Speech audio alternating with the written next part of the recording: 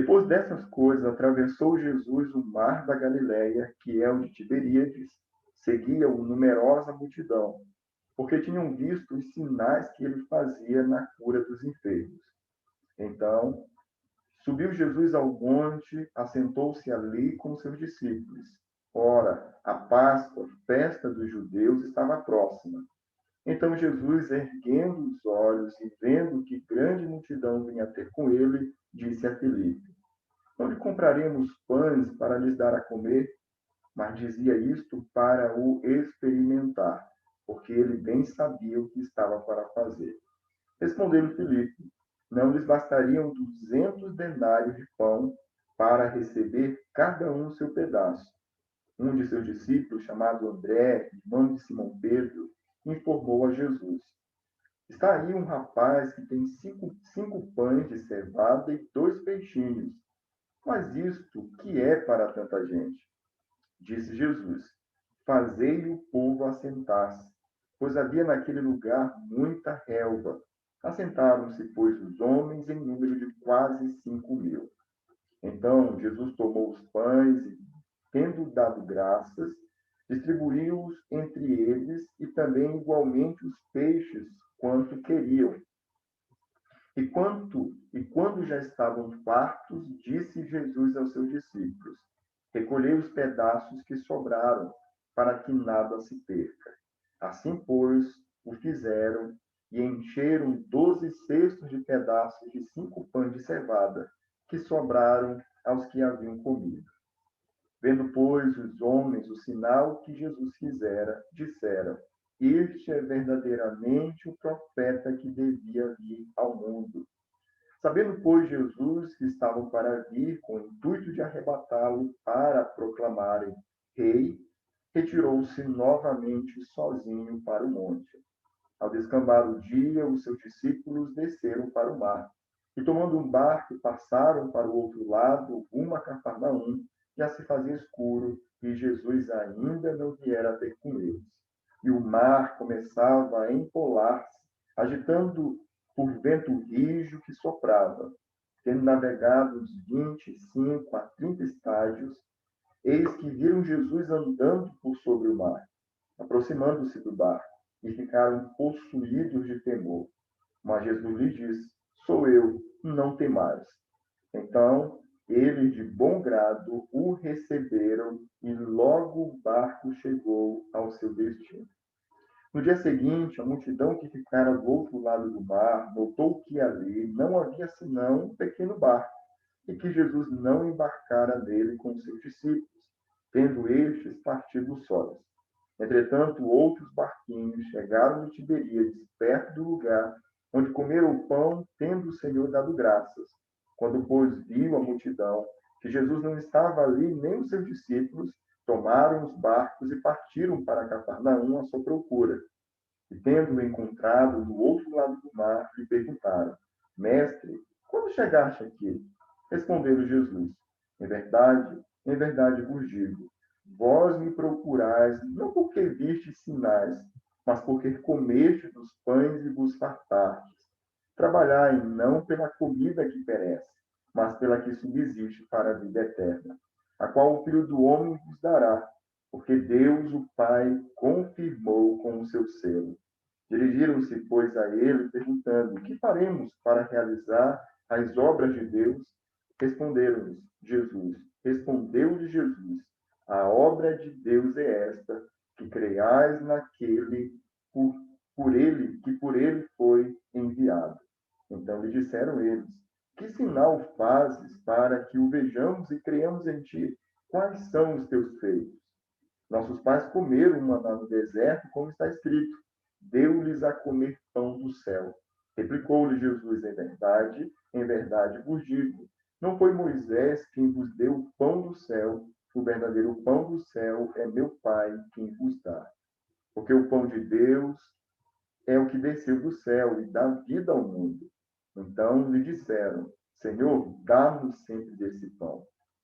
Declarou-lhe Jesus: Declarou-lhes, pois, Jesus: Eu sou o pão da vida, e o que vem a mim jamais terá fome, e o que crê em mim jamais terá sede. Porém, eu vos disse que embora me tenhais visto, não credes. Todo aquele que o Pai me dá, esse virá a mim, e o que vem a mim, de modo nenhum o lançarei fora. Porque eu desci do céu, não para fazer a minha própria vontade, e sim a vontade daquele que me enviou.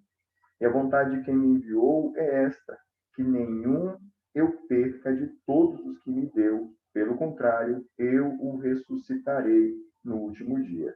De fato, a vontade de meu Pai é que todo homem que viu o Filho e crer nele tenha a vida eterna, e eu o ressuscitarei no último dia. Então, o nosso texto vai até o versículo número 40. O nosso objetivo hoje é destacar aqui a organização do texto e, consequentemente, também pensar em algumas verdades que o texto nos apresenta. Só relembrando que nós estudamos no texto passado, no capítulo número 5, capítulo número 5, o ponto central que foi desenvolvido foi o fato de Jesus se colocar, se autodeclarar ser semelhante ao próprio Deus. Isso ficou claro no momento em que ele realiza o sinal apontava para essa verdade de que o Filho é igual a Deus. Na segunda estrutura do versículo de número 19 ao verso número 30, ele apresenta o motivo da sua vinda. Ele vai dizer que ele vem tanto para dar vida quanto para julgar. E na segunda parte, ou na terceira parte aqui do texto, do verso 31 ao 46 do capítulo 5, nós observamos aqui que o Pai, que é a expressão outro, que vai ser confirmado no verso número 37, João Batista, as obras do próprio Filho, as Escrituras e o próprio Moisés testificavam acerca de Cristo. E em destaque aqui em vermelho, nós vamos ter a reação desses ouvintes, dos judeus, em relação à vinda de Cristo. E aí algo que ficou claro nessa última estrutura é que eles reagiram de forma negativa, eles rejeitaram esse testemunho que foi dado pelo Pai, por João, pelas obras de Cristo, pelas Escrituras e pelo próprio Moisés. O capítulo 6 agora nos responde por que dessa reação, por que desse posicionamento. Por que se Deus usou tantas testemunhas ao longo do Antigo Testamento e do Novo Testamento para preparar o povo para receber o Messias, porque ainda assim o povo está reagindo de forma inadequada. E aí o capítulo 6, então, vai nos responder. Aqui no capítulo de número 5, ele mostrou no final que tanto as Escrituras quanto Moisés testificaram acerca dele. E aí, então, agora, a partir do capítulo 6, ele vai mostrar em que momento as Escrituras testificaram acerca dele, como que Moisés também testificou acerca dele. Então, nós temos aqui o capítulo de número 6, que começa também com um sinal.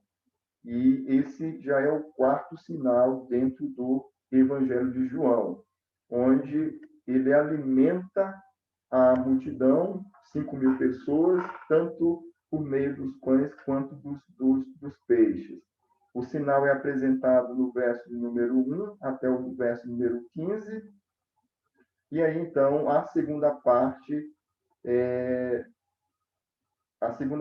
já vem com um outro sinal a partir do versículo de número 16 até o versículo de número 21, onde Jesus ele anda sobre as águas. Então, aqui nós já temos o quinto sinal. E a partir do versículo de número 22 até o versículo de número 40, isso vai se estender para o nosso texto, então vai até o versículo 50, mas essa primeira parte aqui nós delimitamos somente até o 40, entendendo que a próxima parte vai tratar ainda sobre o mesmo assunto.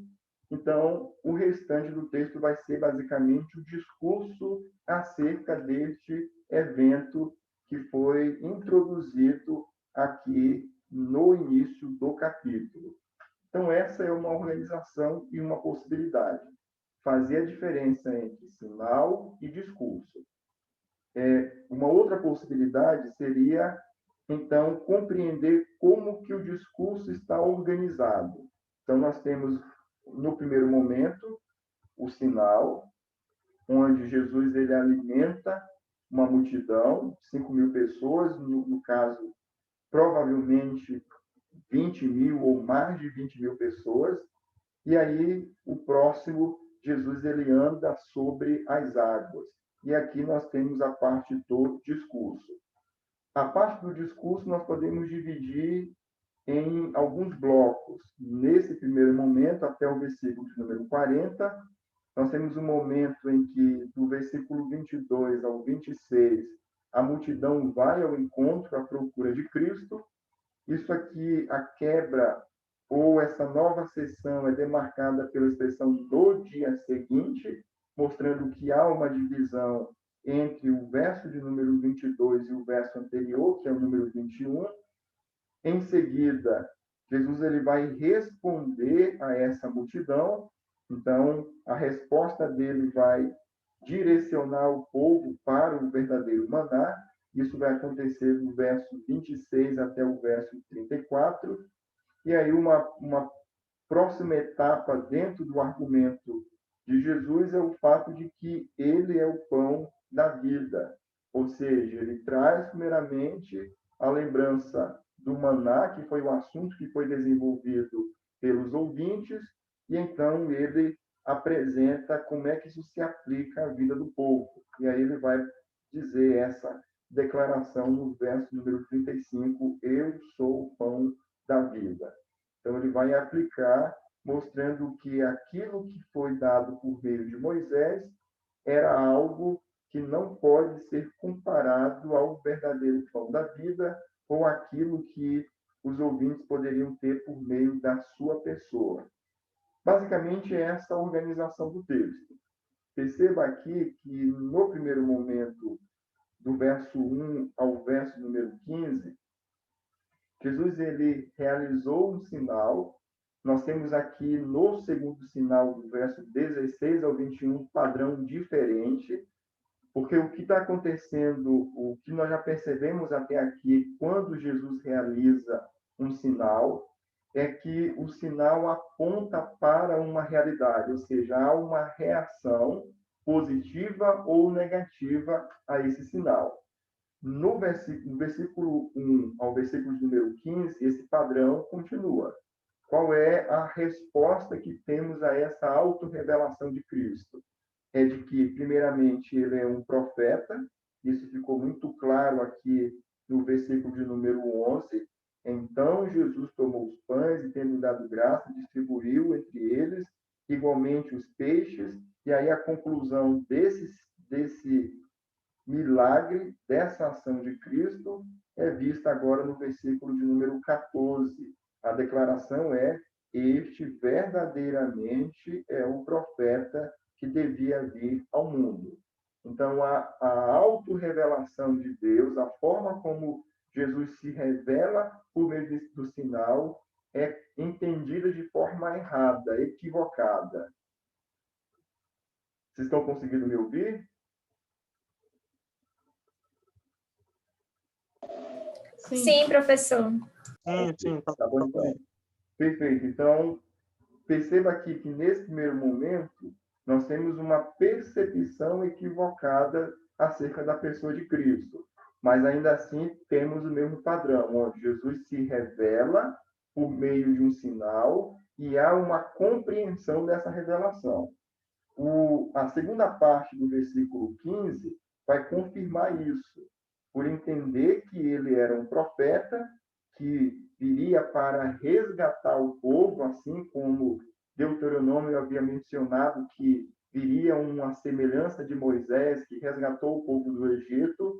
Eles, então, estão querendo fazer de Cristo um rei, proclamá-lo rei. Mas vai ficar bem claro aqui no texto que eles não haviam entendido a verdadeira missão, nem muito menos a natureza do reinado de Cristo. Então, Jesus se revela por meio desse evento. Há uma compreensão errada por parte aqui dos ouvintes.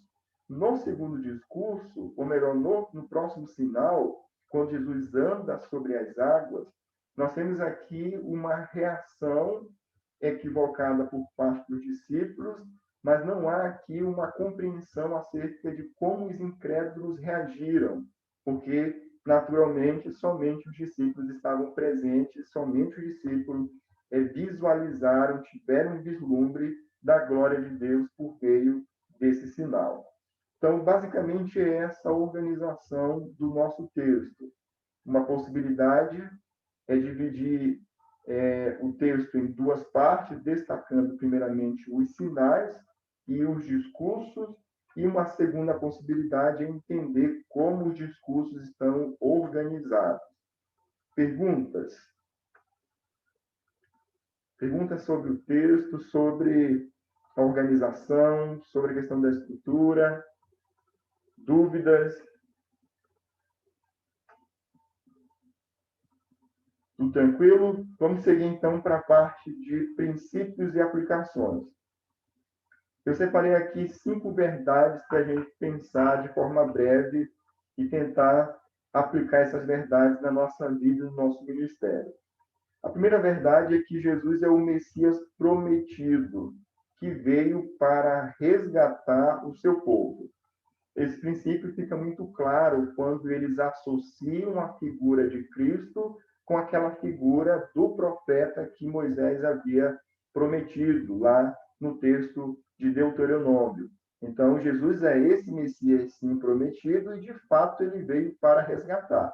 Essa verdade é estabelecida no texto, e esse é um princípio correto que João deseja destacar.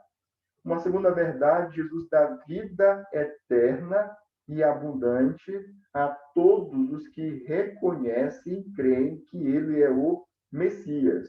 Então, todos aqueles que reconhecem e creem que Jesus é o Messias recebem por parte dele vida eterna, e essa vida eterna ela é associada com algo abundante.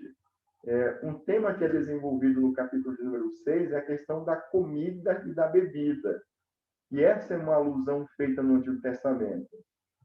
Por exemplo, o livro de Eclesiastes vai resumir uma vida plena, uma vida que alguém alcançou essa vida abundante, e ele vai destacar alguns elementos. E dentre esses elementos, ele vai colocar comida e bebida. Ele vai falar sobre comida, bebida, vai falar sobre trabalho e sobre a mulher da mocidade, ou seja, a questão do casamento. Mas o Antigo Testamento vê a comida, ou melhor, entende a questão da satisfação, da vida plena, e isso associado com fartura, com abundância. Isso tudo está sendo colocado ou aplicado dentro desse conceito quando Jesus fala acerca de vida eterna que viria por meio dele, que seria esse pão vivo que desceu do céu. Próximo princípio, não devemos ser motivados a seguir a Cristo visando satisfação instantânea e física. Aqui está algo que é central no texto, no que diz respeito à reação dos ouvintes. A expectativa acerca do Messias, o fato de eles estarem procurando a Cristo, Jesus vai dizer de forma muito clara, não foi porque eles compreenderam o sinal, não foi porque Cristo se auto-revelou e essa auto-revelação foi entendida, mas simplesmente porque eles comeram e beberam, se saciaram e queriam, então, novamente essa satisfação instantânea e física. Um próximo princípio que fica claro no texto é que tão importante quanto aguardar a vinda do Messias é compreender a sua missão. E aqui há um grande contraste, porque o tipo de Messias que eles estavam aguardando não era o Messias que o próprio Pai havia enviado. Então, tão importante quanto a expectativa da vinda de Cristo é compreender corretamente a sua missão. Isso fica claro no nosso texto e em vários outros lugares no Antigo Testamento. Por exemplo, lá em Malaquias, quando o povo tinha essa expectativa, Deus usa o profeta para dizer que a vinda do Messias não seria para cumprir a expectativa do povo, porque o povo, de fato, estava aguardando a vinda do Messias, mas aí o profeta vai dizer que a vinda do Messias marcaria um momento de juízo, de condenação, onde Deus começaria esse processo todo por meio do seu próprio povo, começando no próprio templo. Esse é o ponto central do capítulo 5 também, do capítulo 6, onde o povo tem uma expectativa acerca da vinda do Messias, mas essa expectativa ela é puramente política. Eles não haviam compreendido perfeitamente a missão do Messias. Um último princípio que eu gostaria de destacar é que expectativas e desejos inadequados podem evidenciar falhas no nosso entendimento da pessoa e missão de Cristo. As nossas expectativas, os nossos desejos inadequados, eles podem evidenciar uma falha na questão cristológica, na questão do entendimento acerca da divindade de Cristo. São esses alguns princípios que a gente pode destacar no texto bíblico. Eu vou aqui pensar de forma pontual em 2 princípios e vocês terão a oportunidade também, se quiserem, de destacar qualquer outra verdade que está sendo apresentada no texto bíblico. O princípio de número 3, ele traz uma verdade que é um desafio para todo discípulo. A verdade é, não devemos ser motivados a seguir a Cristo visando satisfação instantânea e física.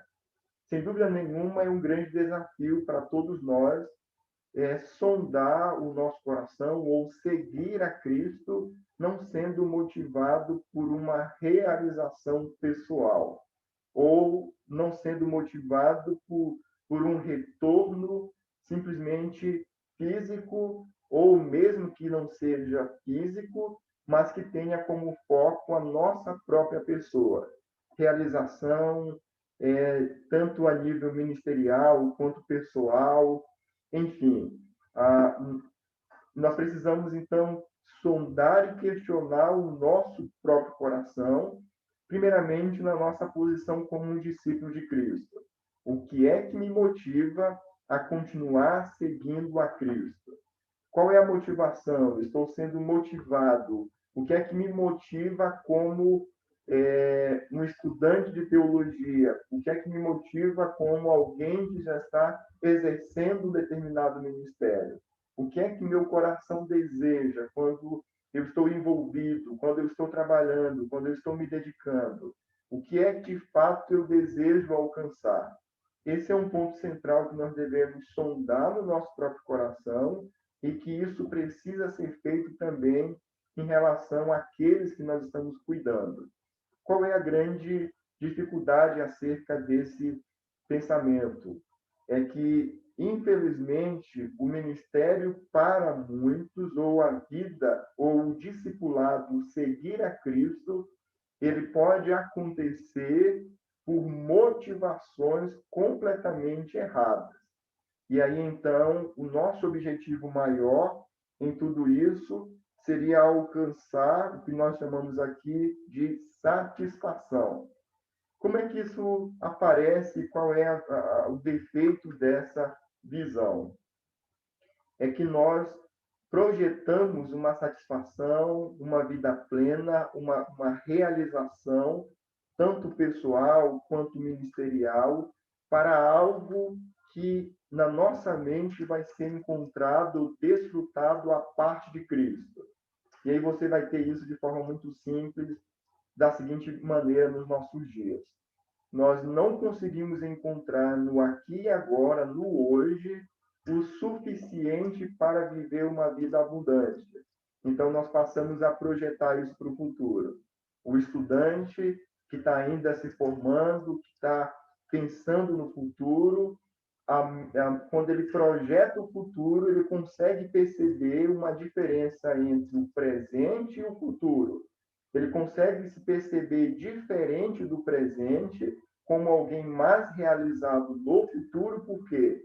Porque ele entende que no futuro ele vai ter aquilo que ele necessita para alcançar essa plena satisfação. É importante a gente lembrar que tudo isso, dentro da comunidade cristã, é feita associando esse conceito todo com Cristo. Ou seja, a gente não pensa nisso à parte de Cristo. Só que, na prática, na nossa mente, o que vai trazer essa satisfação não é o Cristo, mas é aquilo que o Cristo pode nos proporcionar. A dificuldade disso é que nós sonhamos e lutamos arduamente para construir um futuro, e nesse futuro nós temos os elementos ou aquilo que nós desejamos alcançar que trará de fato a plena satisfação. Essa dicotomia, infelizmente, ela está presente nos nossos dias e ela acompanhou também essa geração a quem Jesus está falando, onde, por meio de uma visão puramente materialista e ainda assim uma visão religiosa, eles estavam, então, usando o próprio evangelho ou a própria religião como uma ponte para alcançar a satisfação, porém, quando o que o texto vai colocar é que isso é simplesmente instantâneo e é algo físico, ou seja, isso é breve, é passageiro, não é algo duradouro. Um bom texto que poderia ser usado como ilustração é o texto de Eclesiastes, quando Salomão descreve as várias tentativas que ele fez para poder alcançar essa satisfação, e ele vai descrevendo várias áreas, construções, artes, envolvimento com mulheres, a própria sabedoria, a questão do entendimento, bebidas. E, ao longo de toda essa caminhada, o objetivo dele era encontrar essa vida plena. E aí um conselho que ele dá à sua geração é esse conselho, de que no tempo presente, por meio do que Deus já nos concedeu, ele já nos concedeu o necessário, o suficiente para encontrar em Cristo a satisfação que nós precisamos. Esse é um ponto que vem sendo tratado no capítulo de número 6. Cristo só se apresenta como uma proposta válida para satisfazer se ele, então, for o meio pelo qual a população, os ouvintes, receberão algo material, algo físico, algo instantâneo. Se isso não acontecer por meio de Cristo, a percepção dos ouvintes é: não vale a pena seguir a esse Cristo. Como é que isso tem se manifestado nos nossos dias, nesse momento de pandemia que estamos vivendo? E aqui a gente segue para um segundo e último princípio que eu gostaria de destacar, é que expectativas e desejos inadequados podem evidenciar falhas no nosso entendimento da pessoa e missão de Cristo. Esse entendimento inadequado acerca da pessoa e da missão de Cristo pode interferir na nossa vida e no nosso discipulado pessoal, mas também a gente precisa lembrar que Deus tem nos colocado em uma posição onde nós podemos contribuir, reforçar para uma visão inadequada de muitos acerca de Cristo e da sua missão, ou nós podemos também contribuir para que essas pessoas tenham uma visão correta acerca de Cristo e da sua missão. Mas como que nos nossos dias essa motivação por uma satisfação física e momentânea, como é que isso está diretamente relacionado com uma visão equivocada acerca da pessoa de Cristo? E, infelizmente, a gente, de forma muito sutil, acaba propagando essa percepção em alguns momentos que são bem delicados no ministério cristão, no nosso ministério.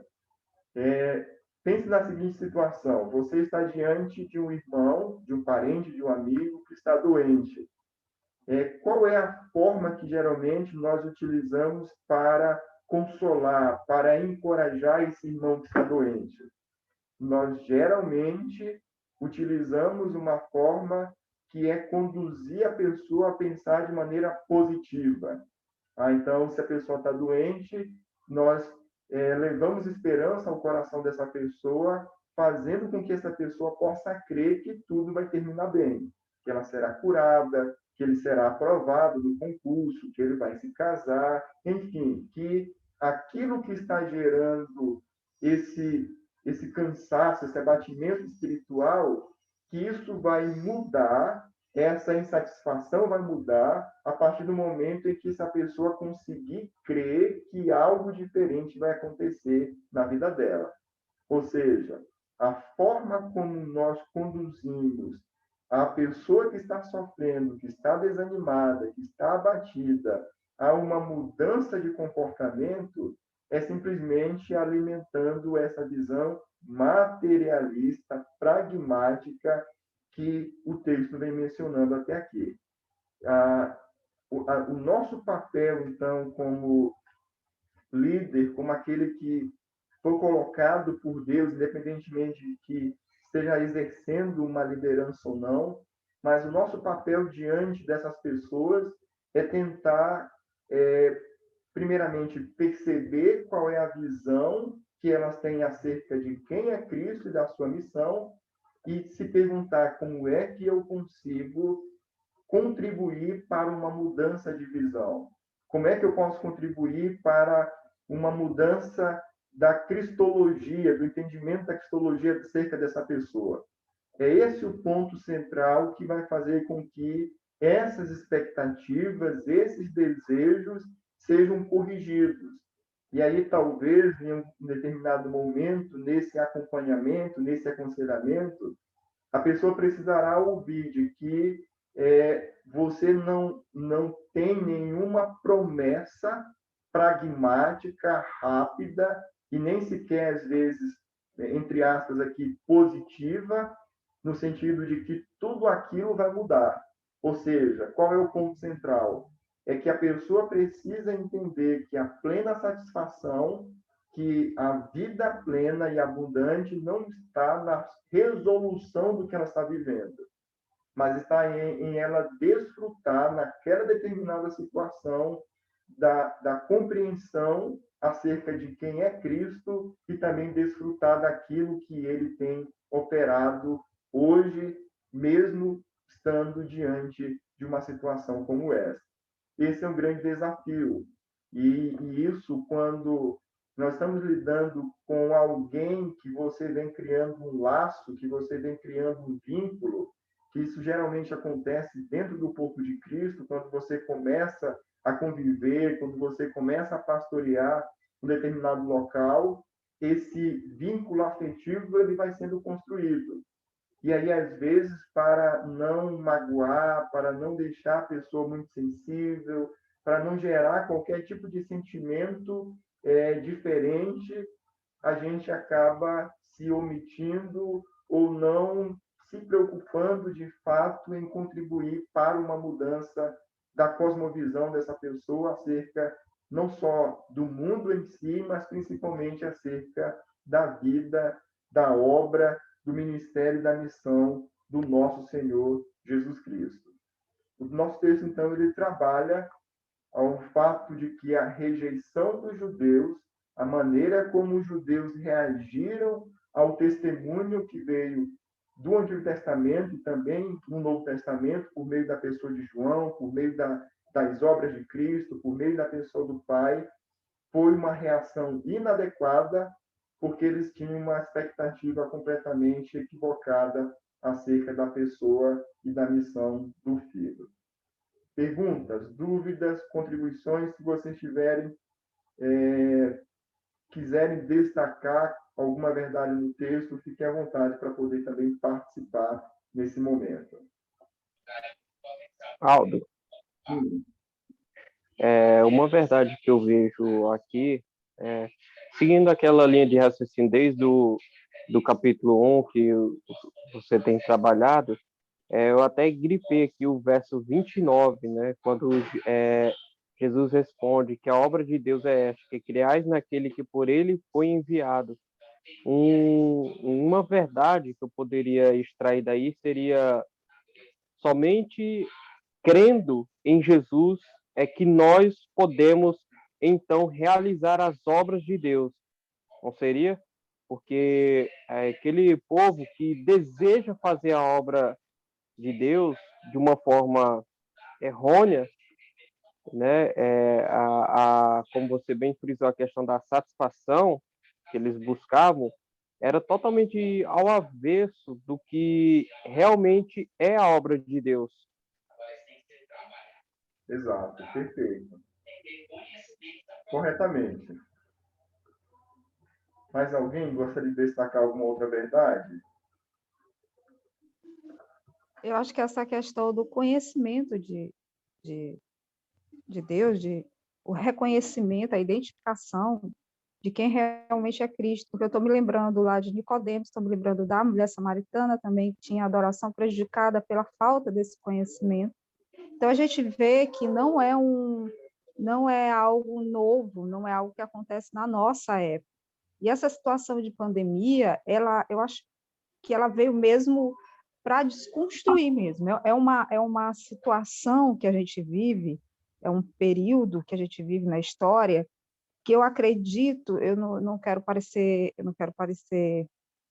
insensível, mas é permitido por Deus para a desconstrução de muita coisa que a igreja vem ensinando errado, né? Talvez seja mais para a igreja do que para o mundo nesse sentido, porque quando você ora e pede por cura, que é o que a gente tem feito hoje, né? Com mais incidência, por saúde, e aí vem a morte, o conhecimento de Cristo que as nossas igrejas passam não está batendo, né? Para muitos cristãos, não está casando com aquilo que é ensinado e aquilo que está sendo vivido hoje, né? E essa é uma coisa que a gente não domina. Por exemplo, eu não tenho emprego, então eu posso batalhar pelo emprego, eu posso colocar meu currículo, então há algo que eu posso, né, aparentemente fazer para ter um emprego. Mas essa questão do vírus, você pode ter ou não ter comorbidade, você pode ser uma pessoa que se protege ou não se protege, está matando todo mundo. Não é algo que a gente possa fazer em absolutamente nada, está com tudo, né?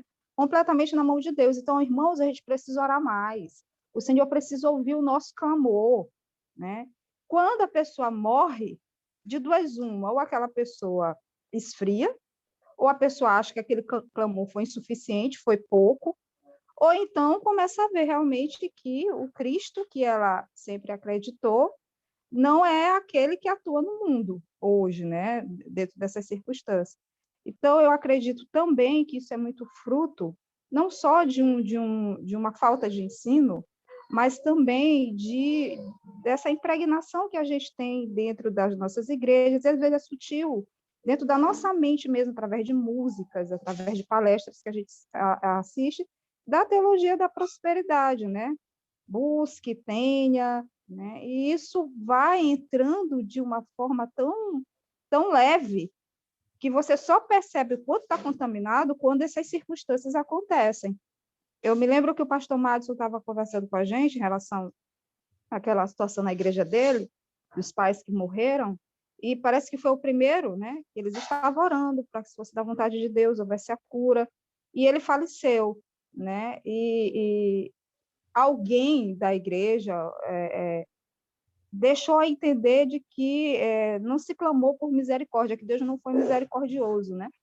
E ele explicou que Deus foi mais misericordioso do que se tinha pedido, porque aquela pessoa, então, estava deixando esse mundo e agora estava com Deus. Então, a gente vê como a gente mesmo, até não querendo seminaristas, né, que tem esse conhecimento, que está todo dia envolto dessa cristologia, dessa identificação com Deus, na hora que chega nas circunstâncias como essas, é que a gente vê o quanto a gente tem muita informação e pouco conhecimento, no sentido de que eu sei, mas eu acredito que o conhecimento ele vem através de uma vivência dessa informação.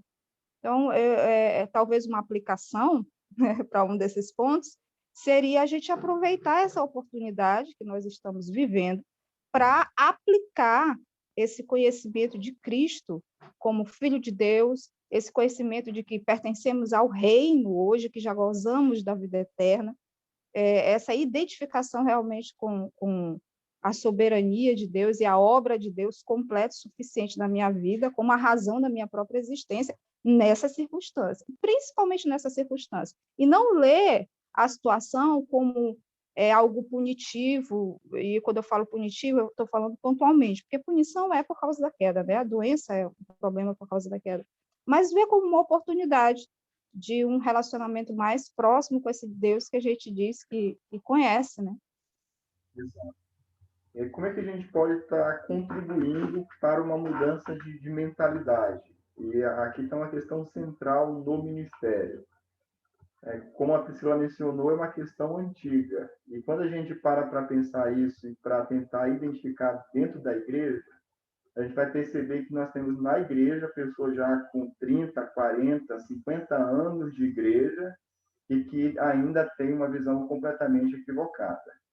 Então, como é que a gente pode estar tratando isso ou ajudando nessa mudança de identidade ou de mentalidade? Isso pode acontecer de várias formas. Eu vou destacar aqui pelo menos duas situações. Uma situação é por meio do que nós chamamos de visita pastoral.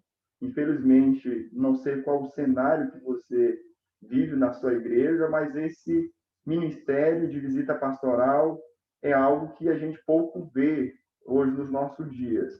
E a gente tem ainda, por outro lado, pastores e líderes que tentam ainda argumentar ou defender uma prática em que essa área do ministério seja colocado como algo secundário no nosso ministério. Mas aqui está uma área extremamente essencial nesse âmbito ou nessa área de formação teológica, de construção acerca de quem é Cristo e da sua missão. A visita pastoral, se ela for planejada e tiver um objetivo específico, ao longo do ano, o pastor, o seminarista, o líder tem como identificar essas questões e fazer um acompanhamento onde, por meio do estudo da palavra, essa pessoa vai conseguindo ter uma percepção diferente. Infelizmente, uma grande realidade nos nossos dias é que boa parte da igreja não tem o hábito de procurar aconselhamento bíblico. Então, a visita pastoral ela serve para isso, para identificar e para levar a palavra de Deus àqueles que não têm essa predisposição. Como é que geralmente nós temos feito nessa questão de visita pastoral? O período de visita que a gente tem de forma rotineira é entre 1 hora e 1 hora e meia, que a gente passa em cada casa, e geralmente o público que mais recebe as visitas na nossa realidade aqui são adultos e alguns, principalmente, da melhor idade, pessoas já de 55, 60, 65 anos para frente.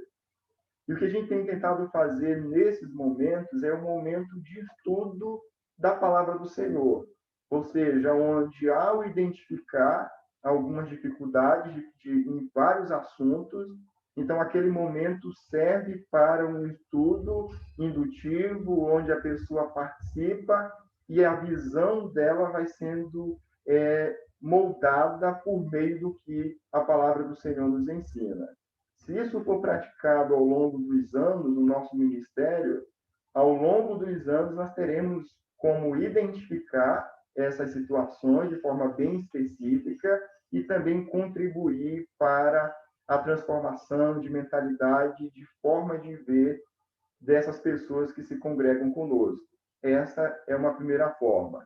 É interessante isso porque quando a gente pensa no público na igreja, a gente às vezes não tem, a gente classifica alguns assuntos como assuntos que são tratados na área acadêmica, isso relacionado a Cristo e a sua missão, e outros assuntos que você pode conversar dentro da igreja. Mas quando a gente cultiva essa questão de trazer a teologia para dentro do lar das pessoas, nós vamos perceber que essas pessoas têm, sim, muitas dúvidas sobre questões que são puramente teológicas. Eu lembro de uma irmã que já tem mais de 70 anos, já quase 80 anos, que questionou acerca da questão de que se o homem era feito de carne e espírito, de corpo, espírito e alma, e ela estava completamente confusa em relação a tudo isso. Por quê? Porque por meio da leitura, ela então começou a ter esses questionamentos.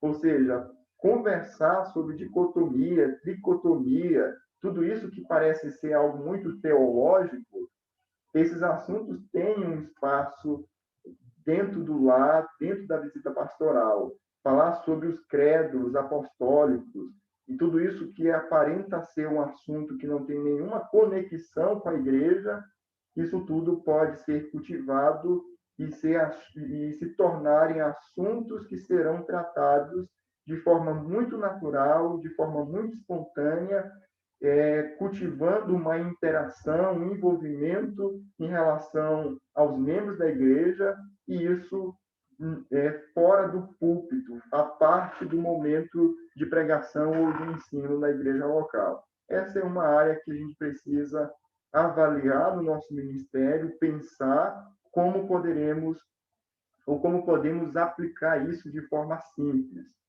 Uma segunda área em que nós podemos contribuir para a mudança de mentalidade, de compreensão acerca da pessoa de Cristo, acerca da sua obra e do seu ministério, é por meio do discipulado e por meio do aconselhamento. Nós acompanhamos hoje pessoas na nossa igreja, adolescentes, acompanhamos também jovens e também acompanhamos por meio de discipulado pessoas já de 40, 50 anos, ou seja, pessoas que já estão desde a infância na igreja e que ainda assim hoje estão estudando, por exemplo, o Evangelho de Marcos, o Evangelho de João, para aprender acerca de quê? Da pessoa de Cristo, acerca da missão de Cristo.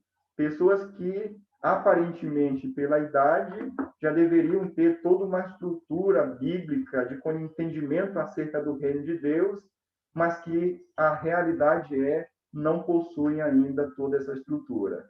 E quando a gente se volta para esse público ou abre as portas para receber esse público, falando isso a nível de igreja, falando isso a nível de pessoas que pensam em como alcançar ou como suprir essa necessidade, aí a gente vai realmente perceber que mesmo aqueles que já têm muitos anos de convertidos, ainda assim possuem uma grande deficiência na compreensão acerca da pessoa de Cristo e principalmente também acerca da sua missão.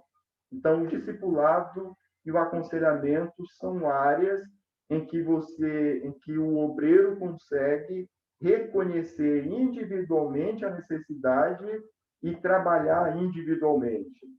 Se o nosso ministério se o ministério da palavra ele estiver resumido simplesmente ao ministério público, aquele que acontece por meio do ensino, da pregação, muito provavelmente o obreiro não conseguirá nem identificar essas deficiências de entendimento, de compreensão por parte da igreja, muito menos conseguirá também trabalhar essas deficiências. E a tendência que nós seguimos no nosso ministério, infelizmente, é essa tendência que já foi estabelecida, de que o ministério pastoral, de que o ministério eclesiástico, ele diz respeito simplesmente ao ministério público da palavra. E aí nós temos inúmeras deficiências, situações que vão surgindo na igreja que não são trabalhadas porque a igreja local não consegue cultivar esse ministério privado que é bíblico e essencial para o pastoreio da própria igreja. Então, que Deus os abençoe. Alguns provavelmente já estão exercendo o ministério de formativa, outros estão ainda se preparando para poder assumir um determinado ministério, mas lembre-se dessa verdade. Deus tem concedido a vocês o privilégio de entender mais acerca de Cristo, do seu reino, e também esse privilégio vem com uma responsabilidade. onde o pastoreio do rebanho que Deus vai conceder a vocês também vai exigir que vocês estejam pensando, abertos, orando, tentando entender como vocês poderão facilitar esse conhecimento, transmitir esse conhecimento, para que essas vidas sejam também alcançadas, transformadas por meio do ensino, do discipulado, ou de qualquer outra forma que você decida ministrar a palavra do Senhor. Que Deus abençoe a todos. Alguma pergunta, alguma dúvida? Alguém gostaria de pontuar ainda alguma outra situação? Que Deus abençoe. Até a próxima semana.